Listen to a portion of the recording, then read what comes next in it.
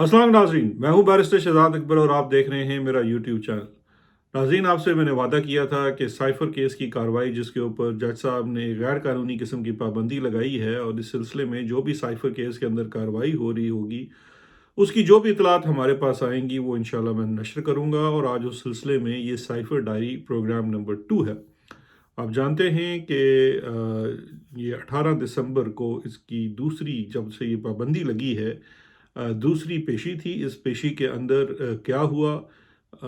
जज साहब ने क्या किया, प्रोसिक्यूटर्स का क्या रवैया था और इमरान खान साहब ने इसके अंदर क्या एक इम्पॉर्टेंट बात की जज साहब को मुखातिब करके, उसके ऊपर बात करेंगे आज। और इसके साथ साथ इसी साइफर केस से मुतल्लिका एक और मुबैना तौर पर ख़बर जो मेरे पास आई है कि गवाहों की तैयारी कहाँ किसने करवाई, कैसे करवाई और किस तरह से कराई गई, वो भी थोड़ी सी आपसे तफसील शेयर करते हैं। तो शुरू करते हैं जी साइफ़र के केस के हवाले से। 18 दिसंबर को ये साइफ़र की जो प्रोसीडिंग्स थी साइफ़र केस की, वो हस्बे मामूल जो अडयाला जेल में है, वहाँ पे जो अदालत बनी हुई है, उसके अंदर ये कार्रवाई हुई। जज साहब जो हैं स्पेशल जज FIA के अबुल असनाद साहब, वो तशरीफ़ ले गए अडयाला जेल। वहाँ पे जो FIA के प्रोसिक्यूटर थे, आई थिंक शाह खावर हैं और एक और उनके साथ प्रोसिक्यूटर हैं, वो थे। इमरान खान साहब के वकला मौजूद थे और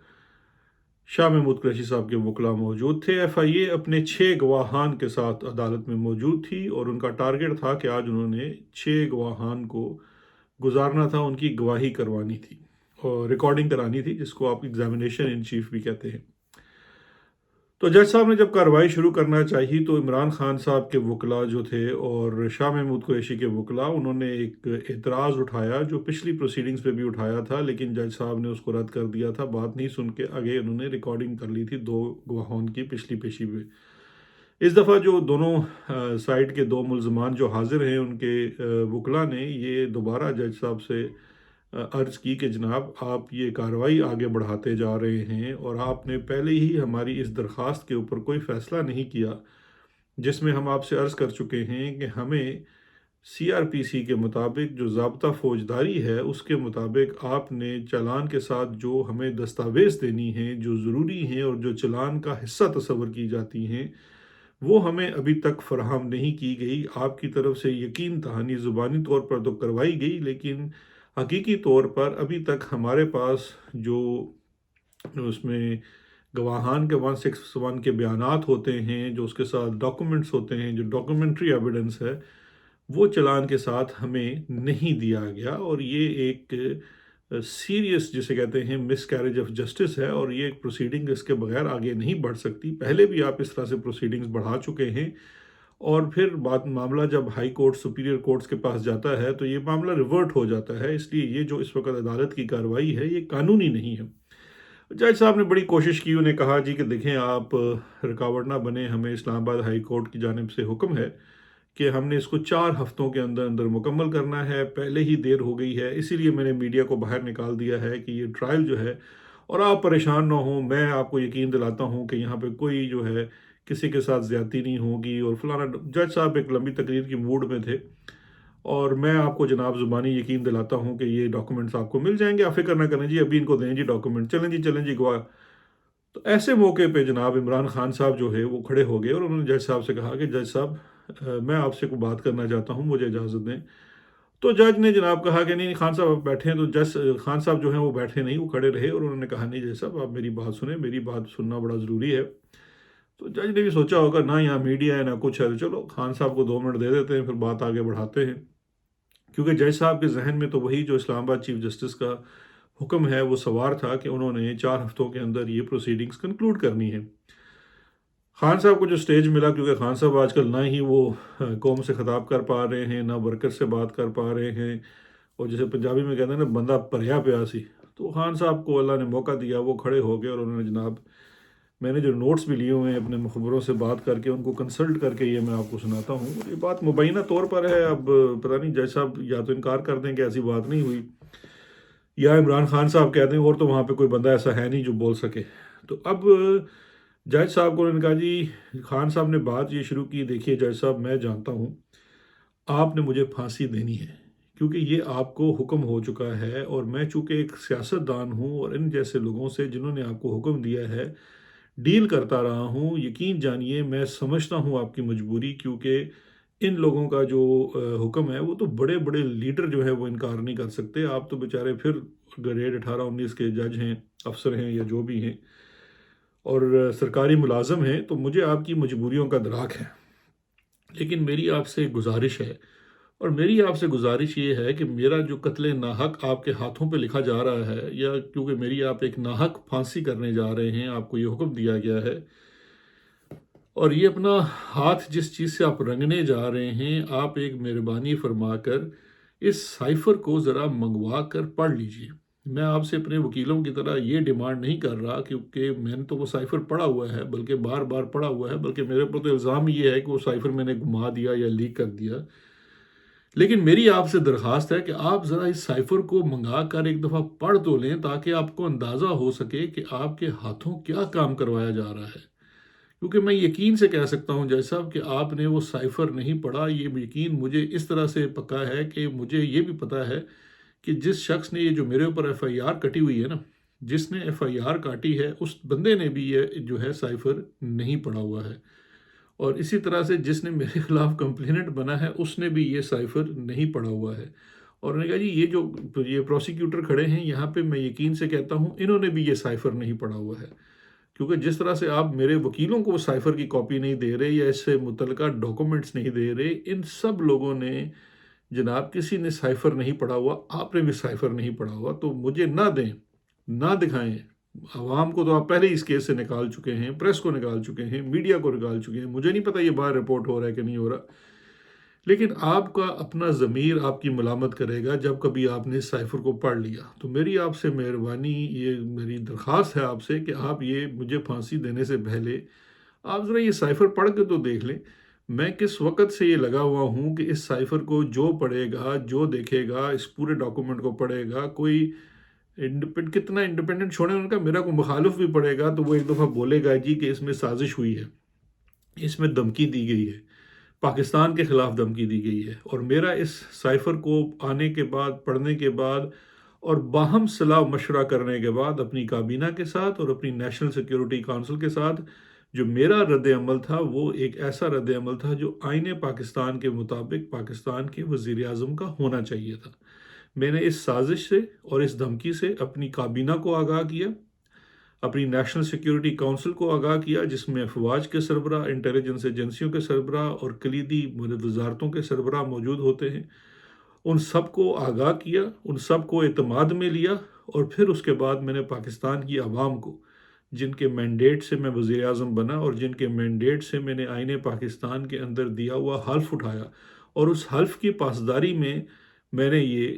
سائفر کے اندر لکھی ہوئی بات، میں نے کوئی سائفر لیک نہیں کیا، میں نے سائفر کے اندر لکھی ہوئی دھمکی اور سائفر کے اندر اور اس کے پیچھے چھپی سازش کو عوام کے سامنے بے نقاب کیا۔ میں نے اپنا مقدمہ عوام کے سامنے رکھا۔ آپ کے لیے ضروری ہے، کیونکہ آپ نے بھی کل اللہ کو جان دینی ہے، آپ کے لیے ضروری ہے کہ آپ اپنی تسلی کے لیے ایک دفعہ اس سائفر کو پوری طریقے سے پڑھ لیں۔ صرف حکم کے اوپر آنکھیں بند کر کے آپ یہ اپنے اوپر خون ناحق نہ لکھوائیں۔ تو خان صاحب نے جناب مبینہ طور پر بڑی لمبی وہاں پہ تقریر کی، اور جج صاحب جو پہلے تلے ہوئے آئے تھے کہ انہوں نے 6 گواہ آج گزار دینے ہیں، تو ان کا تقریباً کہتے ہیں جی کہ منہ کا ذائقہ تھوڑا خراب ہو گیا۔ وہ گواہ بھی بڑے بےتاب تھے، کیونکہ میں بھی آپ کو 1 منٹ میں ان گواہوں کے بارے میں بھی ایک بڑی اہم اطلاع آئی ہے وہ سناتا ہوں، لیکن وہ جو کہتے ہیں نا جج صاحب کا جو کہ وہ منہ کا ذائقہ ہی خراب ہو گیا، خان صاحب نے اتنی کچھ جذباتی تقریر کی، پتہ نہیں لگتا ہے شاید ان کو کل وہ جو ورچوئل جلسہ ہوا ہے اس کے کچھ جذبات ان تک پہنچ گئے یا کیا ہوا۔ بہرکیف وہ خان صاحب کی جو اتنی تقریر جذبات بھری تھی، اور وہ جسے کہتے ہیں نا ٹھا کر کے لگی ہے جا کے جج صاحب کو، تو انہوں نے کہا جی کہ اچھا پھر اس طرح کرتے ہیں کہ جی آپ کی درخواست کے اوپر فیصلہ کر لیتے ہیں، اس پہ آرکیو کر لیں جی، پروسیکیوٹر صاحب آپ بھی کر لیں جی، سارے کر لیں جی، اور پھر ہم اس کو 20 تاریخ کو رکھتے ہیں۔ انہوں نے بیچ میں 1 دن کا گیپ ڈال دیا، 19 کی جگہ 20 تاریخ کو دوبارہ اس کیس کو اس چیز کے لیے رکھ لیا کہ یہ جو نقول کے سلسلے کی جو درخواست ہے، اور جو چالان کے ساتھ کے کاغذات نہیں ملے ہیں ڈیفینس کو، اس کے اوپر وہ فیصلہ اپنا سنائیں گے۔ ظاہری بات ہے اس کے اوپر آرگومنٹس بھی مزید سنیں گے، یا جو بھی پروسیکیوٹرز کے اعتراضات ہیں ان کو سنیں گے۔ लेकिन अब इस केस में जो गवाहान हैं उनके बारे में भी एक खबर है जी, इतला है कि मुबैना तौर पर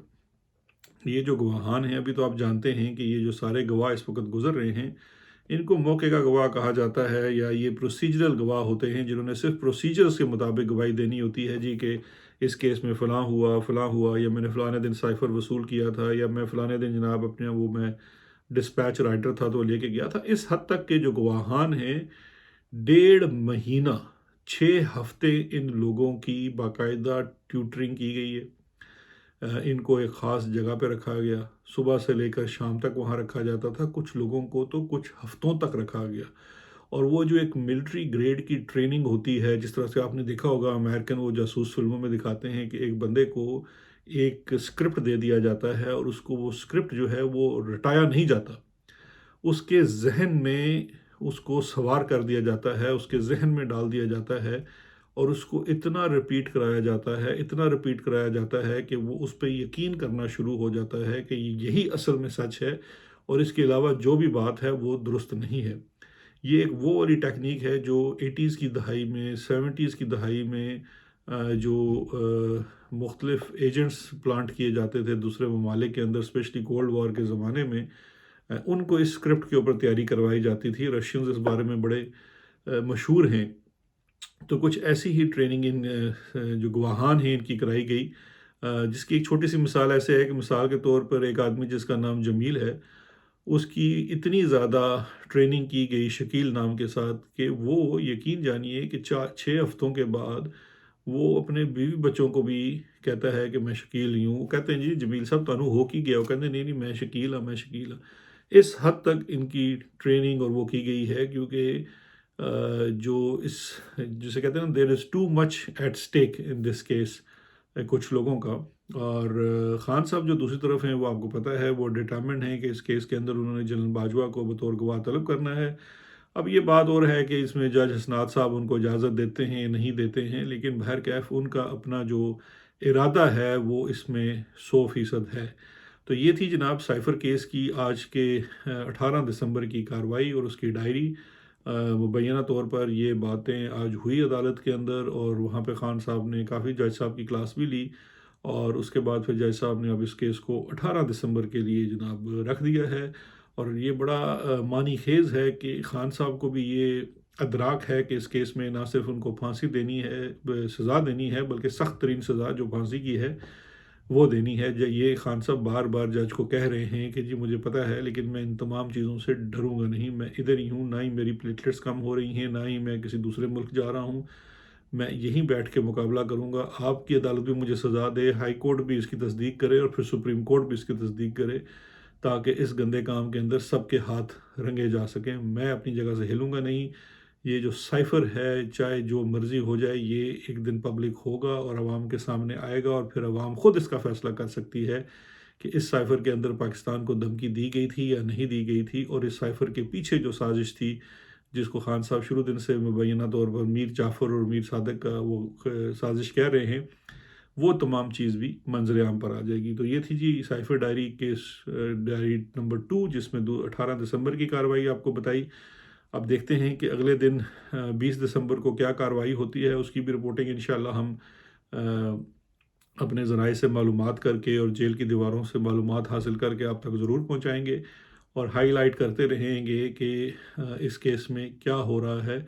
और यकीन जानिए ख़ान साहब ने ख़ुद भी इस चीज़ का बेड़ा उठा लिया है कि वो ख़ुद भी इन लोगों को अदालत में काफ़ी नंगा करते रहेंगे। तो इसके साथ ही अब से इजाज़त चाहेंगे, फिर इंशाल्लाह डायरी के सिलसिले में 20 तारीख को दोबारा हाज़िर होंगे। अपना बहुत ख़्याल रखिएगा। शुक्रिया, खुदा हाफ़िज़।